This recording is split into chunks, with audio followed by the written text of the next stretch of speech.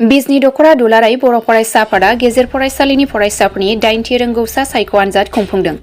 चिरां जिल्लानि सिङाव थानाय बिजनी दख'र एबसुनि बानजायनायाव दख'रानि सिङाव थानाय गेजेर फरायसालियाव फरायनाय फरायसाफोरनि थाखाय 8थि बड'फा उपेन्द्रनाथ ब्रह्म रोंगौथि सायख'थि आनजाद खुंफुंदों।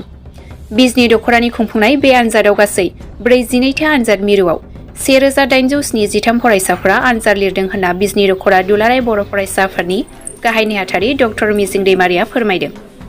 लोगोसे रोंगौसा सायख' आनजाद खुंफुंनायनि आन्दोआव गोबां थांखिफोर दं, जाय थांखिफ्रा फरायसाफोरनि जाफुंसारनायाव मदद होगोन।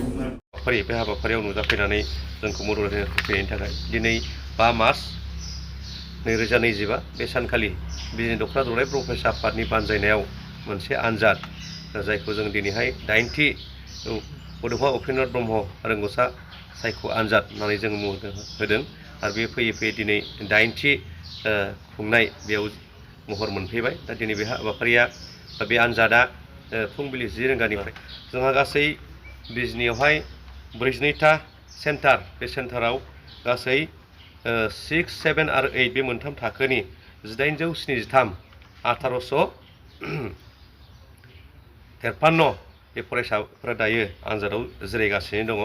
दा जों बे आनजादखौ खुंनायनि माखासे थांखि आरो नोजोर दङ।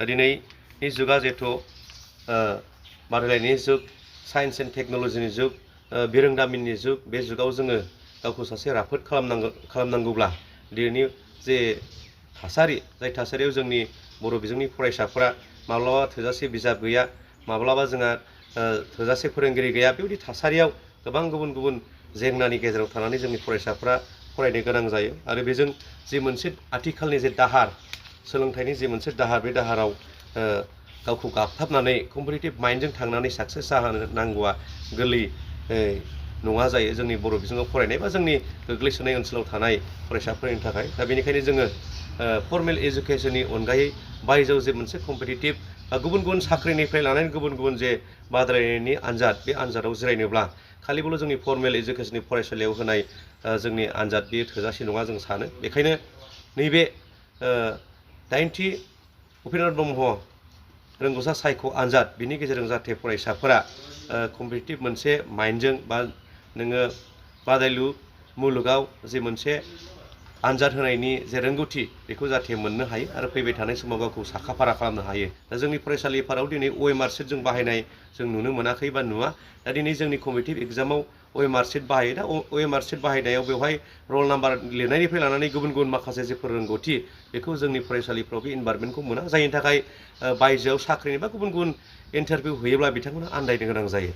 दा बे आन्दायनाया जाहाथे जाहैया, बेखौ नोजोराव दोननानै बेयावनो दिनैनि थासारियावनो उन्दैनिफ्रायनो जों बिथांमोननो मोनसे थासारि होनानै, जाय थासारियाव थानानै कम्पिटिटिभ एग्जामखौ बोरै लिरो, माबोरै जों बाहागो लानांगौ, बाहागो लानायनि गेजेरजों जों बोरै साक्सेस जानो हायो, बेखौ जोङो बिथांमोननो होनो थाखाय जोङो नाजादों। आरो गुबुन फारसेथिं मोनसे बादायलायनायनि जे मोनसे थासारि, कम्पिटिटिभ जे माइन्ड, बे माइन्ड जों खालामनांगौआ सानसेयावनो हाया, दिनै एसे गाबोन एसे खालामनो गोनां जायो। बेखायनो उन्दैनिफ्रायनो बिथांमोना जाहाथे मोनसे सर्स आरो मोनसे थासारियाव थानानै उनाव जाहाथे आन्दायनो गोनां जाया, बेखौ सिगाङाव दोननानैनो जोङो बिजनी दख'र दुलाराय बर' फरायसा आफादा थांनाय 7 बोसोर सिगांनिफ्राय देग्लाय दिनै 8 बोसोर थामहिनबा 8थि उपेन्द्रनाथ ब्रह्म रोंगौसा सायख' आनजादखौ जोङो खुंफुंनो लादों आरो खुंफुंगासिनो दं दायो।